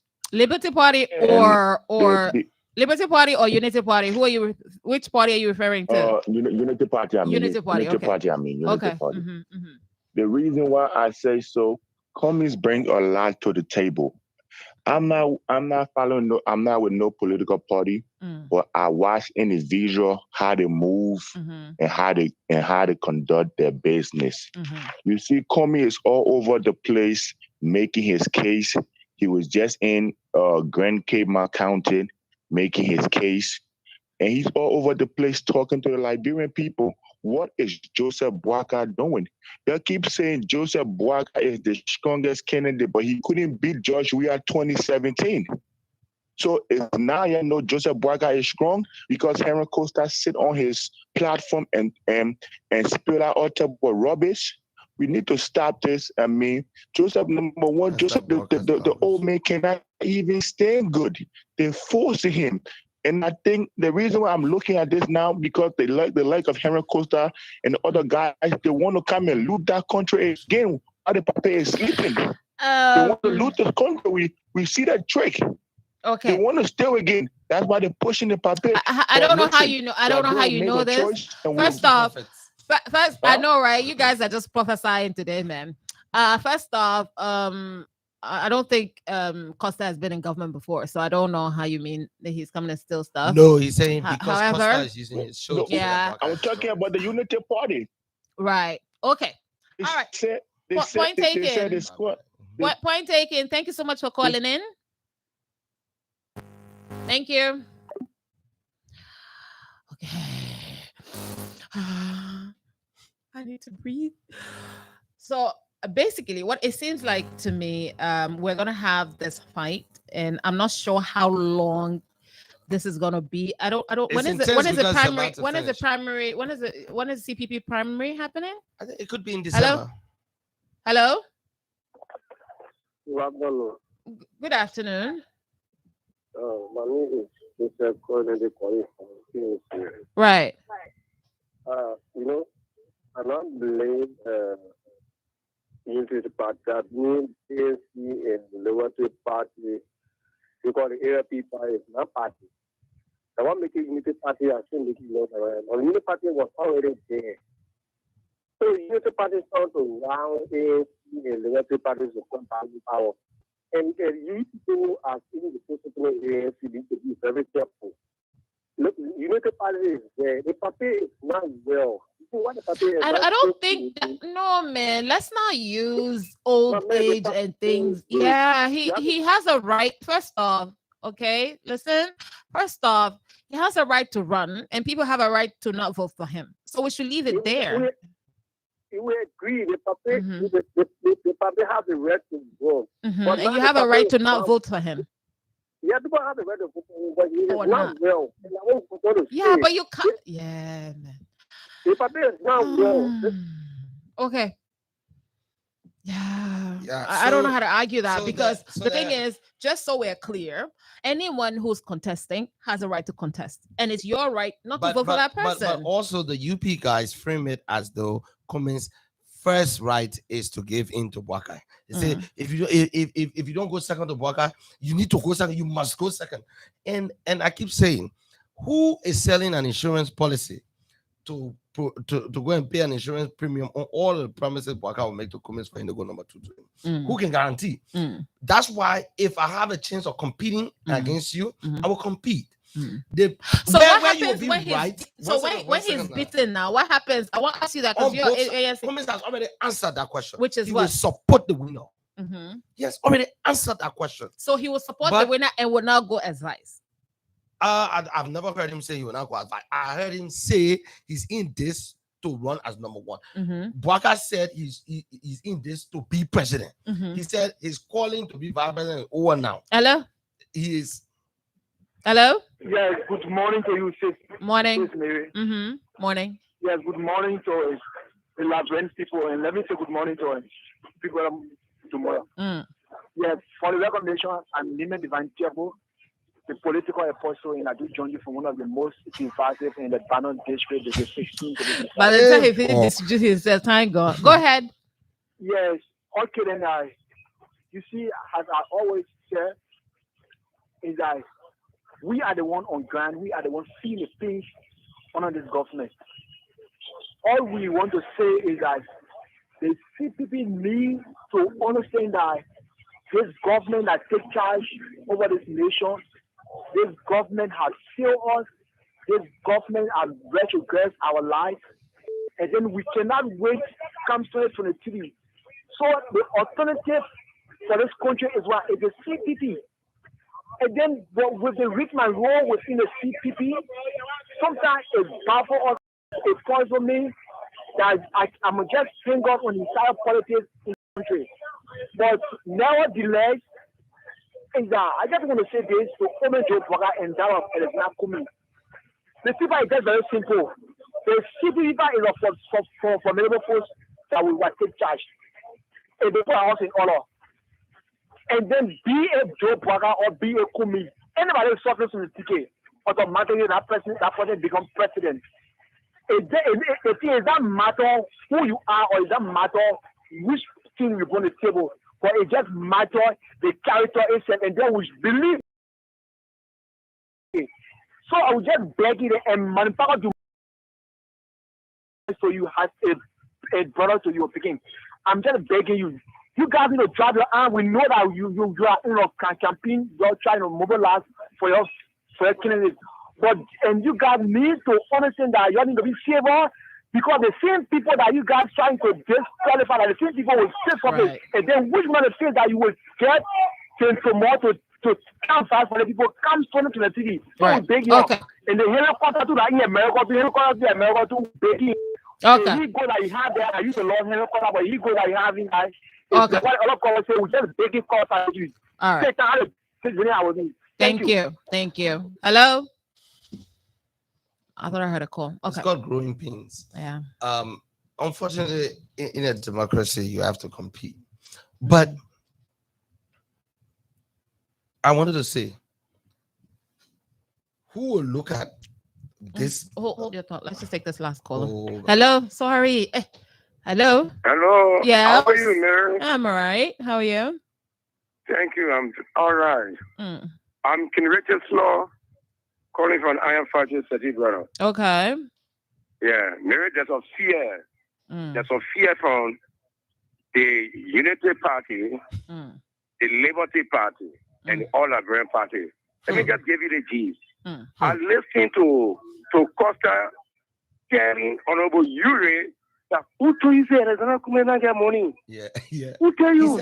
You were he said it convincing 2 days ago. or Ure. He said, who tell you? He said he doesn't know what You you see the make money. It's possible to make Upano delegates. So something wrong somewhere. This is why, they don't want to give the freedom to those delegates to go and make their choice. Voting is secret. Yeah, it's a secret ballot. They're saying my time revolution to go do it. So I think Honorable Joseph Boakai, who want to be president for Liberia, is looking at the violation of their own law. And he want to bend the rule. No, it's unacceptable. I believe that it will not even hold. Who are you supporting? Who are you supporting? I like when I get that laugh. Is your CDC? Yes, let me just conclude on this. No, but who are you supporting? I want to know. Is that who I'm supporting? Yeah. Well, I prefer Honorable Alexander Kume. Okay. For only one reason. Okay. Because he had the energy. He had the strength. But then I want to play Honorable Boakai when he's speaking, man. I mean, the voice. There's no strength in the voice, man. Yeah, that's becoming you can know. You reach a retirement age. You guys leave my papa, man. Leave my papa, man. I'm crying. Yo, leave my papa. Oh my God, I'm crying. But I just want to cry. You guys, no, man. Mary, if you don't let me see this, I die. I finished. No, so I was just. I don't like what I hate. I was just saying to supporters, and I don't want to appear like I'm not taking them into consideration. That the young man really made a passionate. Yes, that you also tone out. And I think I agree with that. Mm-hmm. But I in this game, and everybody would tell you they're defending themselves, but I truly in this game have taken a lot of personal attacks. The real problem is when you have people at the level of Bernard Wilfred Ure that are spreading gossip and conspiracy theories, and they're criminalizing people for supporting Cummins, accusing everybody that support Cummins of taking bribe. When you attack my standing in society, what do you expect me to do? I will fire back. Right. And despite, I mean, when it comes to my character, regardless of the consequences, I will fire back. So if you want peace in the CPP, stop calling people criminals that have not been found criminally guilty in any court in the Republic. Stop accusing other people of taking bribe. And please, for the love of God, stop suggesting that Unity Party people can take bribes. Because you are going to tell us, the Liberian people, that you want to be President Boakai. You will need to appoint people from the Unity Party. If you can't trust them to vote for you at convention, why should we, the Liberian people, allow you to put them in charge of our ministries and agencies, where they will be overseeing institutions that have to make multi-million-dollar decisions? So if you allege that Honorable Cummins' character is so defective that he will be bribing, what appetite will he have to serve with you as a number two? You think he is a criminal, but he should please come and run with you. What are you suggesting? Why are you putting a man that you yourself believe is a criminal because you are alleging that he will bribe people? Right. You are also, by that one strike, suggesting that Unity partisans cannot be trusted. They will make up the bulk of your cabinet if you were to be successful. Right. I mean, is Henry Costa and Mo Ali telling me that Joseph Boakai will be Minister of Finance, President of the Republic of Liberia? He will be Minister of Education, Agriculture, Minister of Transport. What kind of Agriculture, Minister of Transport? What kind of orders? Okay. He will go. He's afraid the superintendent will take bribe. Then he will make himself district commissioner for all the hundreds of districts in Liberia. nobody that's rational and that understand. And people say Joseph Boakai has experience. Now I question his judgment to decide that if he wants to control the issue of bribe taking, the first thing you do is you look at the character of people you bring around you, because the team will make the leader. And anybody with experience that don't look at the quality of individuals, 310 people, that's a small number for a serious politician. You should be able to have one person in almost every district that you trust. If you have a real true political machinery. And why is it that people, I wanted to tell me which prayer model they went to freeze Joseph Boakai numbers in a political context where everybody numbers shaking. George Weah used to put people hand up in Monserrato and they win landslide. Now he putting their hand up and you have to put it back down. And a political nobody, but so because he lost an election, coming distant fifth in 2009, is defeating a candidate that the president of the Republic of Liberia and CDC Standard Bearer is campaigning for. Whoever knew that Darius Dillon and Weah could draw a line in in Monrovia and Darius Dillon side wins. The numbers have changed. We never had coalition in 2017. So you can't tell me to go and make all my decisions based on 2017 because the field has changed. On that note, you guys are going. Yeah, today was the day. Yeah, actually, I'm going. You guys join. I cried for Uncle Joe. My Uncle I Joe. want to announce something. Yeah. Next Saturday we'll do block calling. Yeah. I will call for the Kumis people and you. I'll call for great. My name is Mary Williams. I want to thank Uncle over there for being in control. Thank you so much. Join us again next Saturday for another exciting edition of the Saturday Show. My name is Mary Williams, and of course, Demo is here. You all have a nice weekend. Bye-bye. I'm going to cry outside. Many years me I done the go. Rock the mic, me I rock the show. Many hit songs when I go. Still them go say me I know they try. I see them complain of Kanye West. And speaking mind the people best. Everybody wants to be the best, but the world can do without the best. Aqua can see the Jehovah. Nobody did Jehovah. I say I follow my car. The blood them for I you think cool of father. You do them like Fimo. This life I can't keep myself. I can't keep myself. I can't keep myself.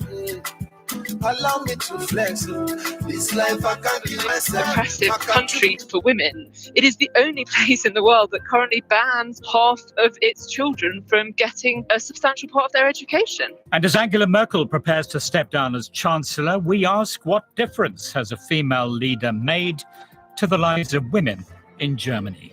All of that